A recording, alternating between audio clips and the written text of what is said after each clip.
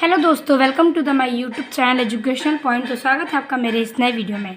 आज हम लेके आए हैं क्लास 10th का एक और जीवन परिचय जो कि रामधारी सिंह दिनकर जी का है। और ये जीवन परिचय उन सारे जीवन परिचय में से भी महत्वपूर्ण है।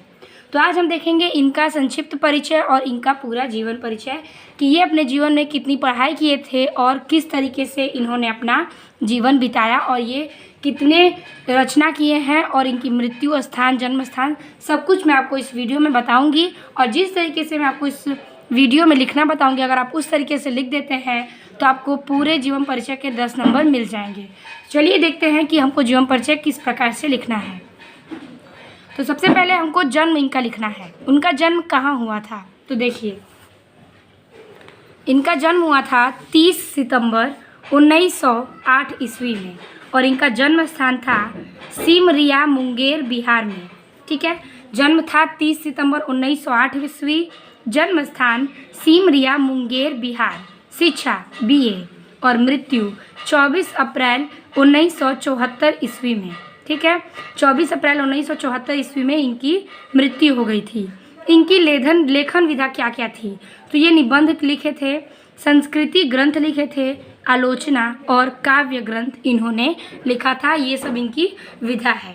और इनकी भाषा इनकी शुद्ध साहित्यिक थी और संस्कृत निष्ठ प्रांजल।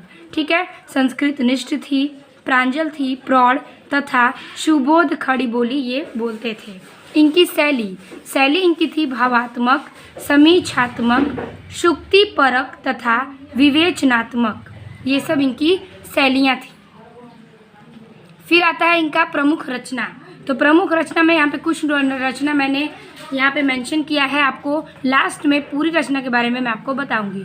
तो रेणुका जो कि है इनकी रचना है, रसवंती, रश्मि रथी, परशुराम की प्रतीक्षा, कुरुक्षेत्र, उर्वशी, और ये सब इनकी कुछ रचनाएं थीं।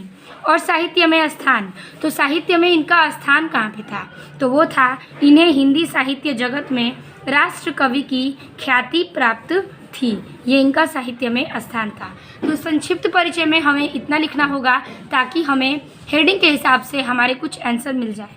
जो हमारे संक्षिप्त परिचय में लिखा है उसी से रिलेटेड हमारे इस जीवन परिचय की कहानी बनती है। तो चलिए देखते हैं जीवन परिचय को। तो जीवन परिचय में लिखना है कि आपको इस तरीके से कि रामधारी सिंह दिनकर का जन्म 30 सितंबर 1908 ईस्वी को बिहार राज्य के मुंगेर जिले के सिमरिया ग्राम में एक साधारण किसान परिवार में हुआ था। इनके जो पिता थे वो किसान थे और इनका जो जन्म हुआ वो किसान गांव में ही हुआ था। ठीक है, कि साधारण से किसान के परिवार में इनका जन्म हुआ था, जो मुंगेर जिले के सिमरिया ग्राम में एक साधारण परिवार थे। BA की परीक्षा पास करने के पश्चात, मतलब ये पूरी पढ़ाई करने के बाद BA की परीक्षा को पास किए।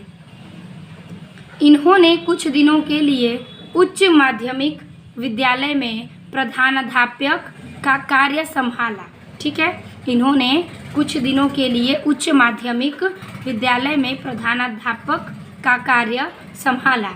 उसके बाद ये सरकारी नौकरी में चले गए। क्या किए, ये सरकारी नौकरी में चले गए। और इनकी सरकारी आगे है, इनकी सरकारी सेवा अवर निबंधक के रूप में प्रारंभ हुई। बाद में ये उपनिदेशक प्रचार विभाग के पद पर स्वतंत्रता प्राप्ति के बाद तक कार्य करते रहे। तदंतर इन्होंने कुछ समय तक मुजफ्फरपुर के लंगटक सिंह कॉलेज में हिंदी विभाग के अध्यक्ष पद पर कार्य लिया। मतलब कि ये एक अवसर निबंधक के रूप में प्रारंभ किए थे और इन्होंने प्रचार विभाग के पद पर स्वतंत्रता प्राप्ति के बाद, मतलब स्वतंत्रता को प्राप्त करने के बाद ये तदंतर इन्होंने मुजफ्फरपुर के किस कॉलेज में, तो लंगट सिंह के कॉलेज में हिंदी विभाग के अध्यक्ष पर कार्य करने लगे। सन 1952 ईस्वी में ये भारतीय संसद के सदस्य मनोनीत हुए। ठीक है, सन 1952 ईस्वी में ये भारतीय संसद के सदस्य मनोनीत हुए। कुछ समय ये भागलपुर विश्वविद्यालय के कुलपति भी रहे। क्या किए? ये कुछ दिन भागलपुर विश्वविद्यालय के कुलपति रहे। उसके पश्चात भारत सरकार ने गृह विभाग में हिंदी सलाहकार के रूप में एक लंबे अरसे तक हिंदी के संवर्धन एवं प्रचार प्रसार के लिए कार्यरत रहे। ठीक है। फिर कह रहा है कि इन्होंने इनकी रचना उर्वशी के लिए सन 1972 ईस्वी में ज्ञानपीठ पुरस्कार प्रदान किया गया। ठीक है। यहाँ से लाइन कट गया था, तो यहाँ से हम फिर से देख लेंगे कि संवर्धन एवं प्रचार प्रसार के लिए कार्यरत रहे। ठीक है। फिर बोल रहा है कि इन्हें इनकी रचना उर्वशी जो थी इनकी रचना, उसके लिए सन 1972 ईस्वी में ज्ञानपीठ पुरस्कार प्रदान किया गया। ठीक है। ज्ञानपीठ पुरस्कार प्रदान किया गया। सन 1959 ईस्वी में भारत सरकार ने इन्हें पद्म भूषण, क्या किया? भारत सरकार ने इन्हें पद्म भूषण से सम्मानित किया तथा सन 1962 में भागलपुर विश्वविद्यालय में ये डीलिट की उपाधि प्रदान की। इन्होंने डीलिट की उपाधि को प्रदान किया सन 1962 ईस्वी में। फिर कह रहा है कि प्रतिनिधि लेखक व कवि के रूप में इन्होंने अनेक प्रतिनिधि मंडलों में रहकर विदेश यात्राएं की। मतलब वो जिन जिन प्रतिनिधि मंडलों में रहते थे वो वहाँ देश विदेश की यात्राएं भी करते थे। दिनकर जी की असामयिक मृत्यु 24 अप्रैल 1974 ईस्वी में हो गई। ठीक है। तो इसी प्रकार से इनका जो रचना था, लेखक था, वो इस पूरे टॉपिक में मैंने आपको बता दिया। अब हम देखेंगे इनकी प्रमुख रचनाएं जो कि इन्होंने रचना की है।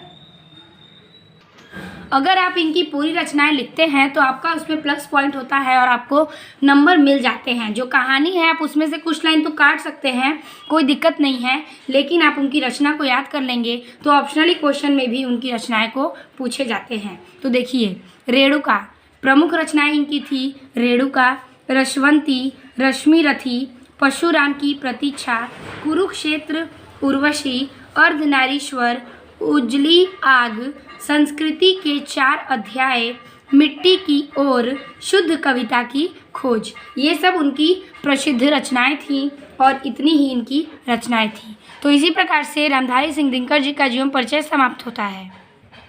तो दिनकर जी का संक्षिप्त परिचय आप ये लिखना न भूलें, और इसके बाद जीवन परिचय में जो मैंने आपको कहानी बताई है वो इस संक्षिप्त परिचय से रिलेटेड है, आप इससे भी उसमें ऐड कर सकते हैं। अगर वीडियो अच्छी लगी हो तो लाइक, कमेंट और अपने दोस्तों को शेयर कीजिए, और चैनल पर नए हैं तो चैनल को सब्सक्राइब कीजिए। मिलते हैं आपसे अगले वीडियो में, तब तक के लिए धन्यवाद।